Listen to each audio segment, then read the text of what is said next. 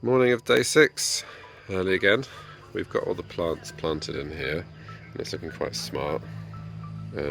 It's quite cool. Think of all the plants, all the flies, a bit humid. Need to tidy up, of course.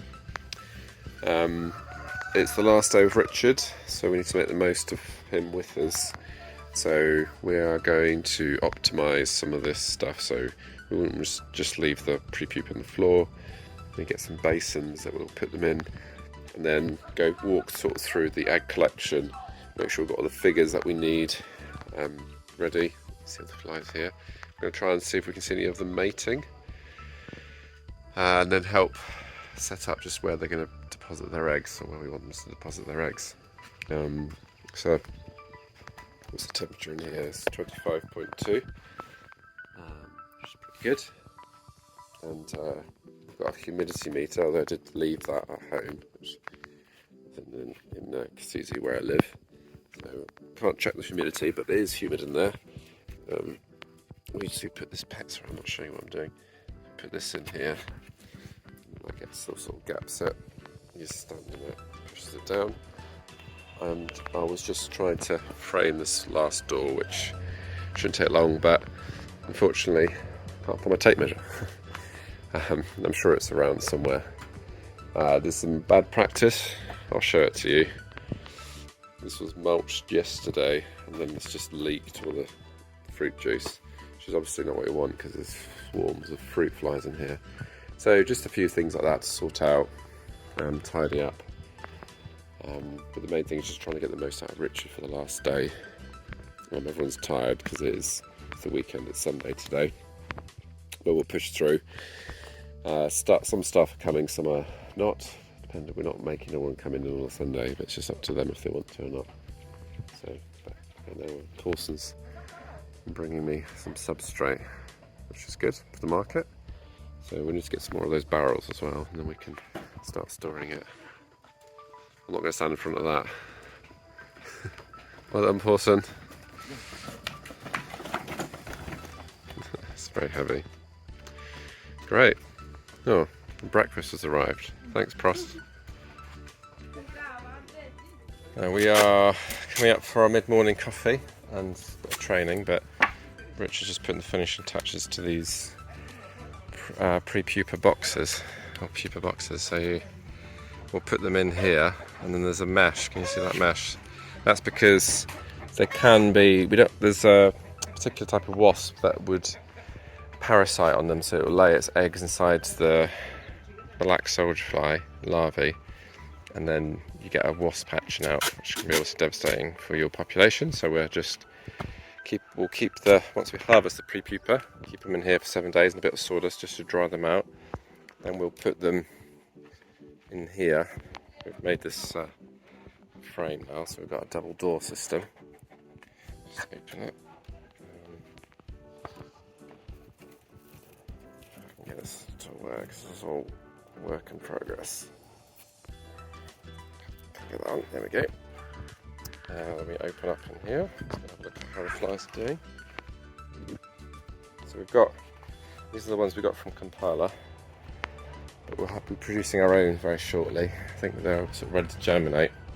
And you can see the plants. This is the purpose. You can see that they just rest there on top. You see. See if we can show you a female, what they look like. Oh yeah, this one here I think is a female. See that? This one here. She's got a slightly curved abdomen. Curved tail. Oh, the mating. Yes. See that? That's the first mating I've seen. Perfect. What good timing. Richard, I've just seen them mating. So that's very exciting. It's our first one, I think. We've definitely confirmed. He can't get in. Oh yeah, I have to let him in. Let's the double door system working well.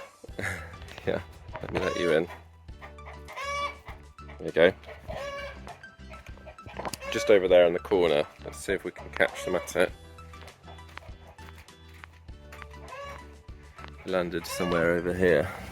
Oh no, that's an ant eating a black soldier fly, which we don't like. And these two. Yeah, they're quite close together, but they flew onto my arm. Yeah, they're mating. They're mating, great.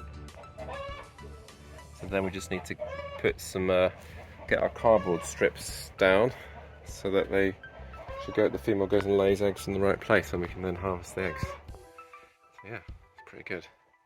So we're just getting the attractant ready. So this is some chicken droppings. You can see all the flies buzzing around, so it's quite attractive. It smells. We'll add some of the mulched up vegetable waste, which still hasn't been chucked. We need to get some more barrels, and some of the frass, which is the black stuff that the maggots have been in, because they don't, it smells like maggots, right? So that'll be in the attractant bucket, mesh over the top. I'll show you one inside, and Pauson here is just chopping up the cardboard into strips, because then what they'll do, see those little gaps, they'll lay their eggs in there, and then you can just, what you do is you weigh the cardboard going in, so when before it's been used, then you weigh it coming out, and you know exactly how much, how many eggs you've got, because you just deduct the total. So if we go in here, we'll see some attractant in a second, and I'll just do an interview as well with Richard, just because. Oh, first egg clutch, he calls. Let me have a look. Okay. Where it's supposed to. That. Oh yeah. Yep. See the fly there. Laying as we speak. We should let her do her thing. That's perfect. That's exactly what I want to say. There's some stuff in there that smells. They want to lay their eggs near the food, but not directly in the food. And so they find a sort of a dry place above it to lay their eggs. And there she goes. And then sadly after that, she'll die. Right. Almost the end of the day, but we thought we could do some interviews with Richard, just about some of this project and what we're trying to do. We've been so busy, we had a chance to stop to think, but it might be good to talk about the project. I give an introduction to the project at the end of the project, because that's the natural flow of things, right?